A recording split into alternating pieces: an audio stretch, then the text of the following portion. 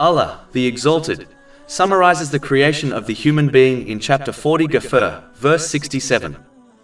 It is He who created you from dust, then from a sperm drop, then from a clinging clot. Then He brings you out as a child, then He develops you that you reach your time of maturity, then further that you become elders. And among you is he who is taken in death before that, so that you reach a specified term and perhaps you will use reason. The Holy Quran clearly declared the purpose of mankind in chapter 51, Ad-Dariyat, verse 56. And I did not create the jinn and mankind except to worship me. Before one can worship Allah, the Exalted, they must first recognize Him, as it is not possible to obey someone without knowledge. In addition, people must first learn how to worship Allah, the Exalted, before they can fulfill this task. Therefore, worship is followed by knowledge. This is why, in a narration found in Sunan Ibn Majah, number 224, the Holy Prophet Muhammad, peace and blessings be upon him, declared seeking useful knowledge a duty on all Muslims. Without knowledge, one will never be able to worship Allah, the Exalted, correctly. Few good deeds performed with knowledge are far superior to many good deeds performed incorrectly, because of ignorance. As Allah, the Exalted, is the one who created mankind, no one has the right to be served and worshipped except Him. If an employer easily dismisses their employee for abandoning the duty they have been hired for, how can it be correct to abandon serving and worshipping Allah, the Exalted, when He alone created and sustains the creation? All of mankind have been granted free will and the ability to obey and worship Allah, the Exalted. He does not command something beyond one's ability. Chapter 2 Al-Baqarah, verse 286. Allah does not charge a soul except with that within its capacity. So each person must decide whether they desire to fulfill their purpose of creation, thereby obtaining peace of mind and body in both worlds. Chapter 16 An-Nahl, verse 97. Whoever does righteousness, whether male or female, while he is a believer, we will surely cause him to live a good life, and we will surely give them their reward in the hereafter according to the best of what they used to do. Or they can reject it and face difficulties in both worlds.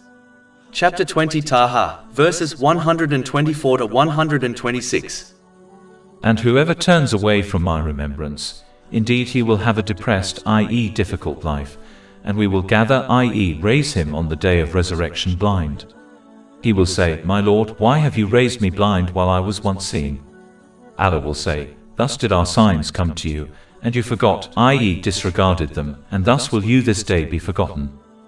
The same way a device, such as a mobile phone, which does not fulfill its primary purpose is discarded, people will be discarded in this world, and on the day of judgment into hell for failing to fulfill their primary purpose of existence. It is important to note that worship refers to the obedience of Allah, the Exalted. This involves using the blessings one has been granted in ways pleasing to Allah, the Exalted, as outlined in the Holy Quran and the traditions of the Holy Prophet Muhammad, peace and blessings be upon him.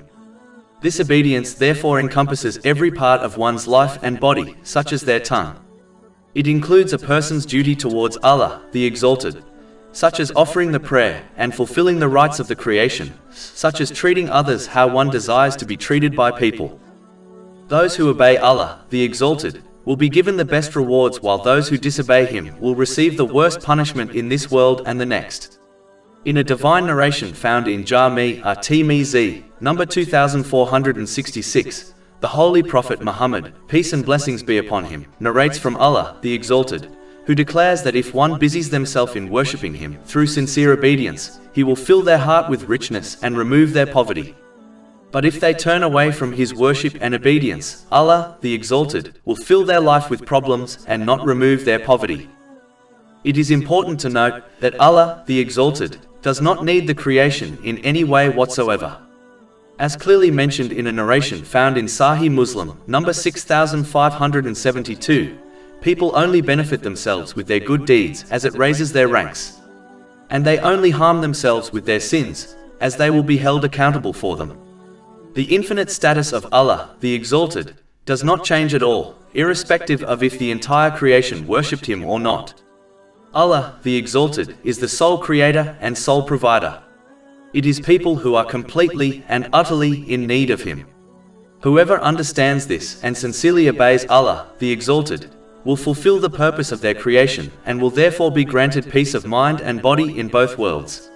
Over 400 free ebooks, audiobooks, infographics, podcasts and blogs available on our website, www.shaykhpod.com.